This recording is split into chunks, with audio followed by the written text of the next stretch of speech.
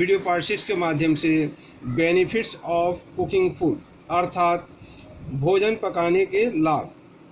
Cooking improves the taste of food and also make it easier to digest it properly. Several germs and microorganism are killed during cooking. अर्थात खाना पकाने से भोजन का स्वाद बढ़ता है और इसे पचाने में भी आसानी होती है। खाना पकाने के दौरान कई रोगाणु और सूक्ष्म जीव मर जाते हैं। Under nutrition and mall nutrition अर्थात अल्प पोषण और कुपोषण। Under nutrition in the previous parts you have learned that to stay healthy we should take balanced diet in the required amount. If a person take less than the required amount of food, even if it is balanced, he or she will become weak and fall ill. Such an unhealthy state of the body due to the intake of lesser quantity of food is called undernutrition.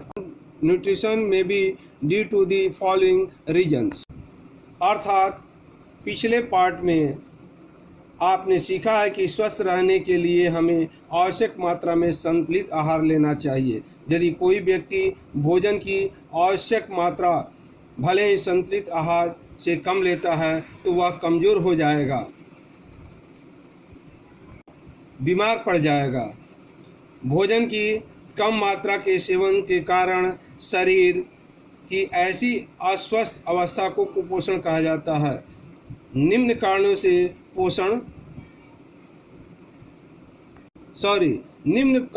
कुपोषण हो सकता है। Next, due to the absence of food, sometimes due to some reasons beyond the control of people, sufficient food might not be available. For example, during natural calamities such as drought, flood, tsunami, etc., the food may not be available. अर्थात भोजन के अनुपस्थिति के कारण लोगों के नियंत्रण से पड़े कुछ कारणों से पर्याप्त भोजन उपलब्ध नहीं हो सकता है। उदाहरण के लिए प्राकृतिक आपदाओं जैसे सूखा, बाढ़, सुनामी आदि के दौरान भोजन उपलब्ध नहीं हो सकता है। नेक्स्ट, ड्यू टू पॉवर्टी, गरीबी के कारण poor people quite often are not able to eat the required amount of food so that suffer from undernutrition.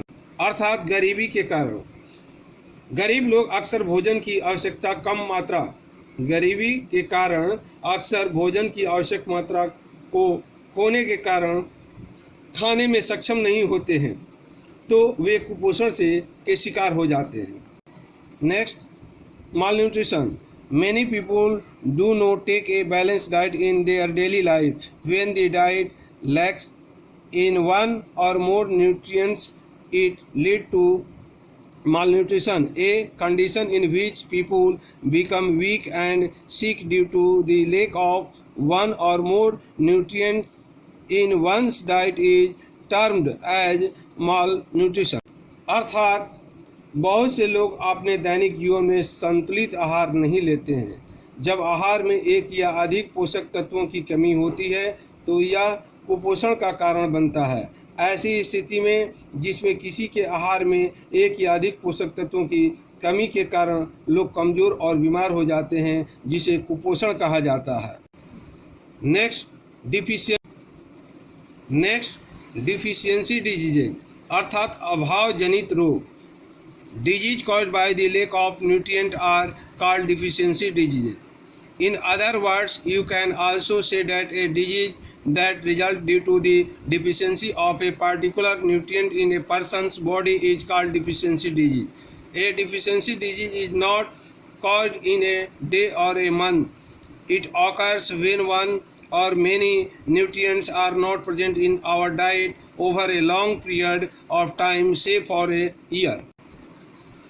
अर्थात पोषक तत्वों की कमी के कारण होने वाले रोग को अभाव जनित रोग कहा जाता है। दूसरे शब्दों में आप यह भी कह सकते हैं कि किसी व्यक्ति के शरीर में किसी पोषक तत्व की कमी के कारण होने वाली बीमारी को अभाव जनित रोग कहा जाता है। एक दिन या एक महीने में कमी से बीमारी नहीं होती है। यह तब होता है जब हमारे आहार में एक या कई पोषक तत्व लंबे समय तक मौजूद नहीं होते हैं, चाहे 1 वर्ष के लिए भी हैं। There are 3 types of deficiency disease.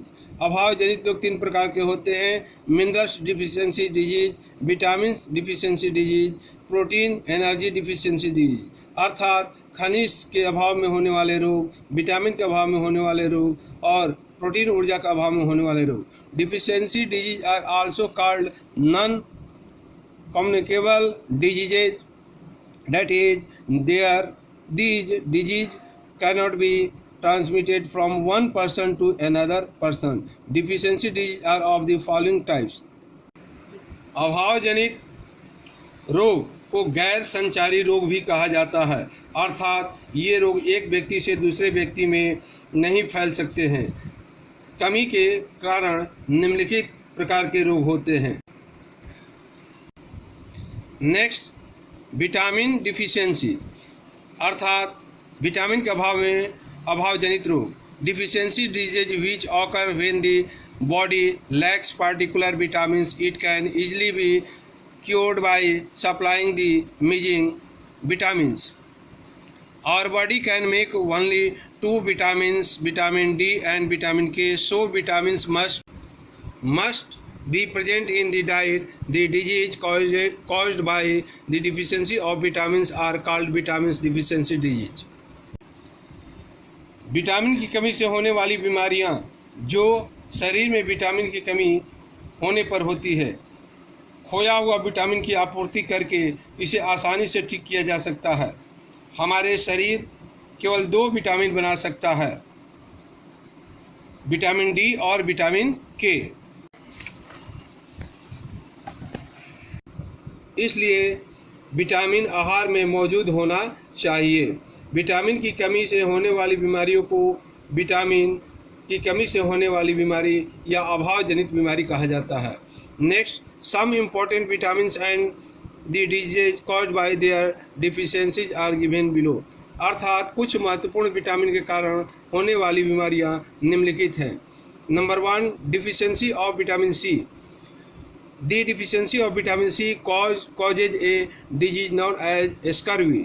Vitamin C or ascorbic acid is essential for healthy blood vessels, bones and teeth.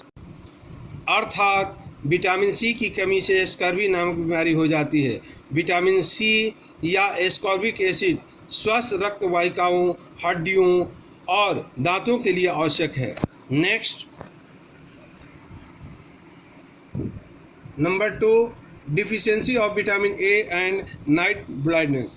अर्थात विटामिन ए के अभाव के कारण रतौंधी नामक रोग।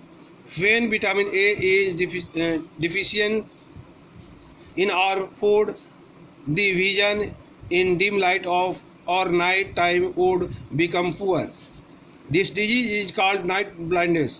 To combat this deficiency disorder, vitamin A rich food should be taken, otherwise it can lead to total blindness. जब हमारे भोजन में विटामिन ए की कमी होती है तो मंद प्रकाश या रात के समय में दृष्टि खराब हो जाती है। इस बीमारी को रतौंधी कहते हैं। इस कमी के विकार से निपटने के लिए विटामिन ए से भरपूर भोजन लेना चाहिए, अन्यथा यह कुल अंधापन का कारण बन सकता है। Number 3, deficiency of vitamin D and rickets. अर्थात विटामिन डी के अभाव और सूखा रोग। Rickets is a disease caused by the deficiency of vitamin D in children. Vitamin D enables to body to absorb calcium and phosphorus from food. These minerals are needed to have strong bones and teeth. अर्थात rickets बच्चों में vitamin D की कमी से होने वाली बीमारी है। विटामिन डी शरीर को भोजन से कैल्शियम, फास्फोरस को अवशोषित करने में सक्षम बनाता है। इन खनिज को मजबूत हड्डियों और दांतों की आवश्यकता होती है। नेक्स्ट अगले वीडियो में। धन्यवाद।